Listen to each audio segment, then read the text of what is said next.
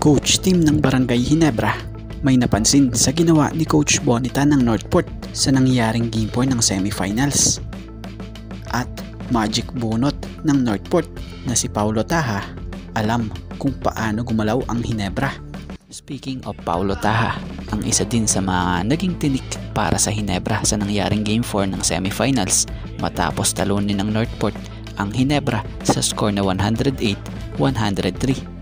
Na kung sa ay dito nga rin siya nabigyan ng kumbaga limited role, pero ang bigat, biruin mo ba naman, may pagkakataong Justin Brownlee ba naman ang kabandayan?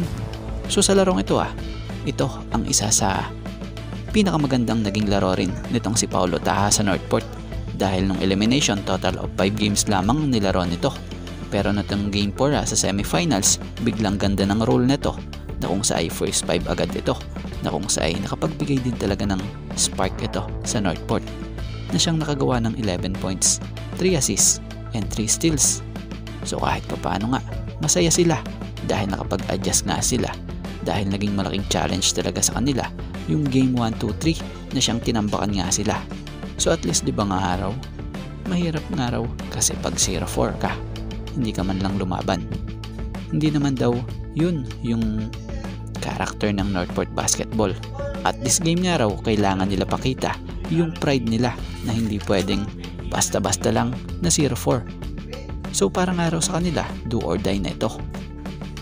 At ito nga ang isa sa talagang tumatak sa nabanggit nitong si Taha sa isang pahayag nito sa Spin.ph sa panulat ni Rio Venterado. Credit po. We will play our best. Give our best every time. It's a do or die game for us again. Buhos na. Backs against the wall. Kailangan pagtrabahuin talaga yung game, lalo na against Ginebra, champion team. So kaya nasabi ni Paulo Taha na ganito dahil alam ni Paulo kung paano magtrabaho ang mga taga Ginebra, dahil minsan na nga rin siyang naging Ginebra at nakakuha pa ito dito ng kampyonato pa. So sobrang disiplinado nga raw po yung mga yon with coach team. So mag-a-adjust nga raw yun, pero syempre magiging ready nga raw sila. So speaking of adjust yan ang isa sa panigurado talagang gagawin ng Ginebra, dahil maraming nakakakilala kay coach team na ito'y nag-a-adjust talaga pag ito'y natatalo. So kaya naman tinawag ito na malupit na tactician Pero bago yun, ating talakayin ang hindi katanggap-tanggap na performance na ginawa ng Ginebra sa Game 4 batay kay coach team. May point nga naman si coach team na ayon sa kanya after matalo ng Northport sa Game 4 ng semis, it's not acceptable for us. We should have been better tonight. So, coach Tim Cone deemed Ginebra's performance in their Game 4 closeout attempt as unacceptable.